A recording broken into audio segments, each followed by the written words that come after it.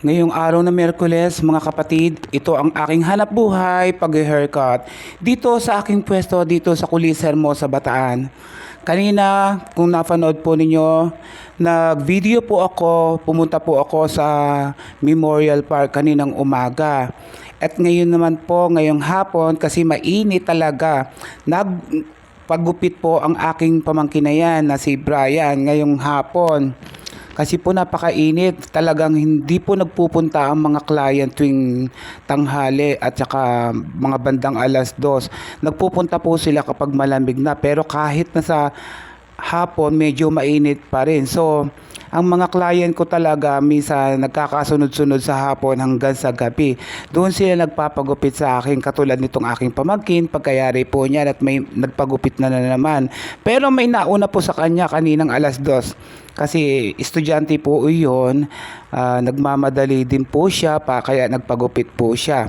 So may sumunod po sa kanya si Brian. Ito po ang aking hanap buhay sa araw-araw, mga kapatid, na sana balang araw at makilala din ako sa aking ginagawang pagva-vlog, hindi lang sa pag-haircut, kundi sa mga travel ko kasama ang aking e-bike.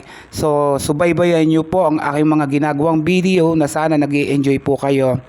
Ito po ang kanyang gupit ngayon, sa nakikita ninyo. Ang nilalagay ko nga pala sa pag-aahit ko ay aloe vera para po may moisturize po yun para po lumambot ang kanilang mga anit.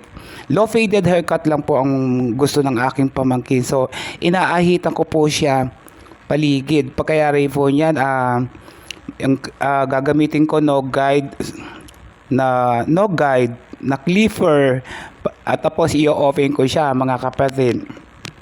So, sana nag-i-enjoy kayo, mga kapatid, sa aking mga ginagawang vlog. At heto, siyempre, baguhan pa lang ako sa pagbo-voice over. Medyo nasasanay na ng paunti-unti. Parang pag-haircut din yan at saka pagmamaneho ng e-bike ko. Dati hindi ako masyadong sa daan. Ngayon medyo nasasanay na. Sana sa mga professional ng mga vlogger, sana maintindihan ninyo dahil ito ako nagpa-practice pa lang ng pagvo-voice over. So, kayo ba, mga kapatid, ano po ang inyong hanap buhay? Sa mga kapwa ko, hairdresser and barbero, ano ba, kamusta po ba ang inyong hanap buhay? Malakas po ba o matumal? Kasi sa akin po medyo matumal po ngayon kasi mainit nga po at hindi pa sweldo ng mga tao. Swerte ko na lang ngayon at may nagpagupit naman sunod-sunod. Medyo nakalima rin po ako ngayon. Maganda na rin po iyon kaysa po sa wala, di po ba, mga kapatid? At may kinikita tayo sa araw-araw at may mga panggastusin tayo kasi siyempre meron din tayong pangangailangan. Biski ako, nag-iisa lang ako, marami naman kasi akong pangangailangan, mga bayarin, ganun, mga kapatid, di ba? Hindi natin maiwasang gumastos kaysa naman mangutang tayo sa tindahan.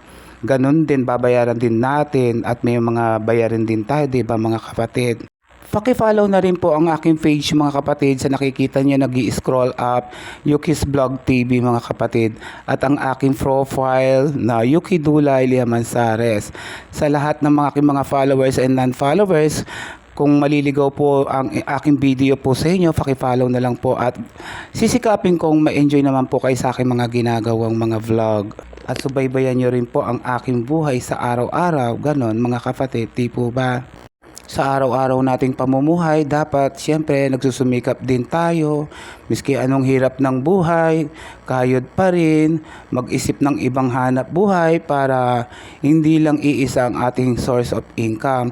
Sa mga content creators, sana lahat tayo magtagumpay sa ginagawa nating pagbablog. Hindi lang dito sa Facebook, pati na rin sa Instagram, sa TikTok, sa YouTube, miski sa ang larangan ng pagbablog or larangan ng mga pinapasok nating trabaho, businesses, ganyan mga kapatid.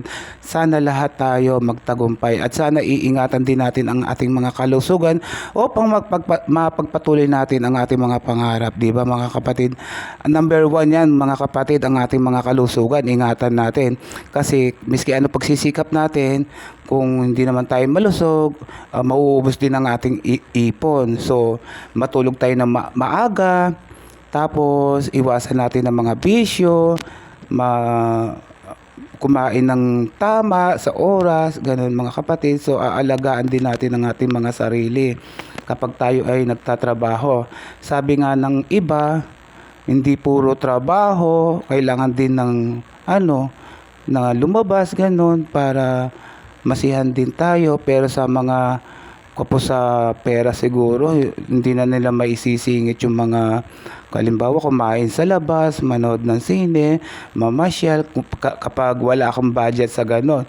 Kaya tayo sa mga kapos at wala tayong panggastos sa araw-araw, hindi na natin maisisingit din yun. Pero siguro, pwede rin tayong lumabas, kaya lang sa mga siguro sa mga bukid, ganun, sa mga beach, sa ilog, dun lang, di ba mga kapatid, yung mga walang gastos, ganun lang ang ating pwedeng puntahan.